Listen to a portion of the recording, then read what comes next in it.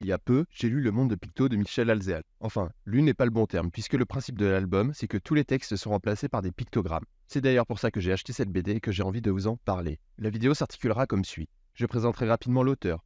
Je définirai brièvement le pictogramme. J'analyserai comment le monde de Picto se réapproprie le dit pictogramme et s'en sert dans sa narration.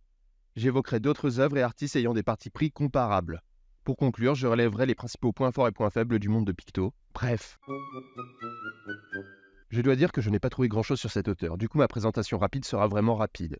Michel Alzéal est un auteur, scénariste et coloriste né en 1970 à Antibes. Il est publié pour la première fois en 1999 et compte 7 albums à son actif.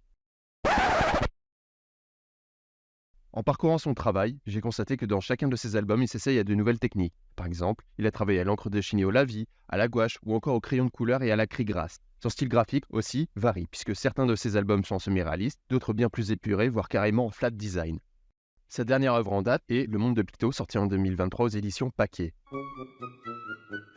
Le pictogramme est un dessin reproduisant la réalité de manière très schématisée. Il sert à transmettre une information en évitant la barrière de la langue. Il a une visée universelle, c'est pour ça qu'il se doit d'être assez facilement identifiable et reproductible. Il est très utilisé dans différents secteurs comme les transports, la cartographie, l'informatique, etc., etc., etc. Bref, le pictogramme est omniprésent dans notre quotidien.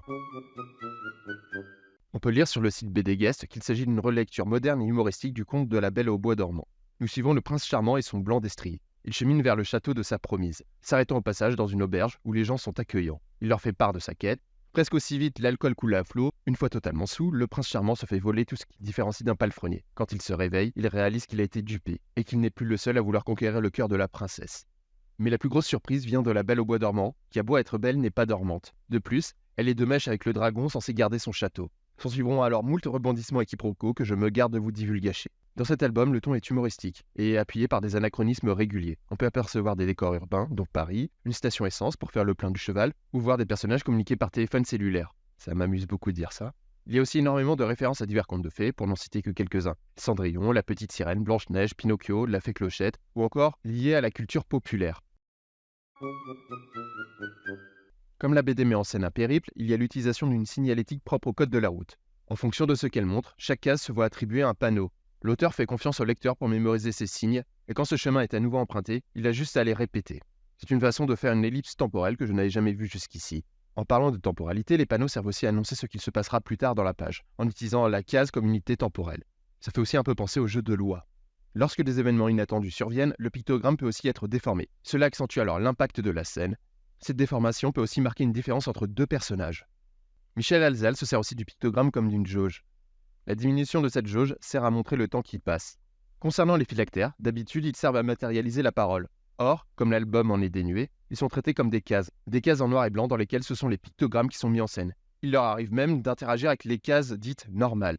Les mouvements des personnages, eux, sont indiqués par des flèches en pointillés. Ils sont semblables à ceux présents sur une carte pour montrer un itinéraire à suivre. Au niveau des mises en scène, l'une des plus réussies est paradoxalement l'une qui se sert le moins des pictogrammes. Il s'agit de l'affrontement entre le prince charmant et le dragon. Le prince manque de se faire rôtir par le souffle du monstre, qui surgit de tous côtés, tant et si bien que même les cases prennent feu. Je pourrais aussi évoquer tous les gags avec le nez à rallonge d'un des protagonistes, mais je vais m'arrêter là. Côté BD, quelques exemples me sont venus en tête en écrivant cette vidéo. Le plus évident, Astérix et Cléopâtre, les Égyptiens s'expriment en hiéroglyphes. Cela sert pour marquer un fossé culturel et linguistique entre Gaulois et Égyptiens. Il y a aussi dans la série Nemo, de Bruno, le commandant du sous-marin qui donne ses ordres via des pictogrammes, ce qui appuie d'autant plus son autorité. Cela s'étend à son équipage lors de situations extrêmes comme un incendie. Un autre exemple qui me vient est le travail de Jochen Garner sur TNT en Amérique, une BD expérimentale qui prend appui sur Tintin en Amérique. Jochen Garner s'est procuré de vieilles éditions de cet album et les a découpées, collées et recouvertes de noir pour n'en faire ressortir que quelques éléments et quelques mots rassemblés de manière thématique. Dernier exemple niveau BD, Ibn al-Rabin, qui est dans une telle simplification graphique qu'on pourrait penser qu'il met en scène des personnages de signalétique. Ces décors se limitent à quelques traits quand ils ne sont tout simplement pas absents. Dans un registre un petit peu plus éloigné de la BD, je pense à l'histoire sans mots de Xu Bing. Son idée est de raconter une histoire en utilisant uniquement une suite d'emojis et de pictogrammes. Pour moi, les gros points forts du monde de Picto sont l'idée de base de se servir d'un pictogramme pour raconter une histoire, le très bon équilibre entre les couleurs chaudes et les couleurs froides, l'inventivité de certaines planches, la quantité de gags en arrière-plan qui justifie une relecture pour les chercher, le rythme du récit qui est bien géré malgré l'absence de texte. À aucun moment il y a une sensation de surplace scénaristique ou de rythme trop saccadé. Si je devais relever quelques points faibles, ce serait le manque de communication autour de cette BD. Si un ami ne m'en avait pas parlé, je serais passé à côté. Le grammage des pages intérieures, un peu trop fin et lisse à mon goût. Le scénario, les idées qui s'essoufflent au fur et à mesure de l'album. C'est excellent, le premier tiers puis les bonnes idées se raréfient. La fin qui est Osef. Bref, merci à Yuri de m'avoir fait découvrir cette BD et à vous d'avoir visionnagé.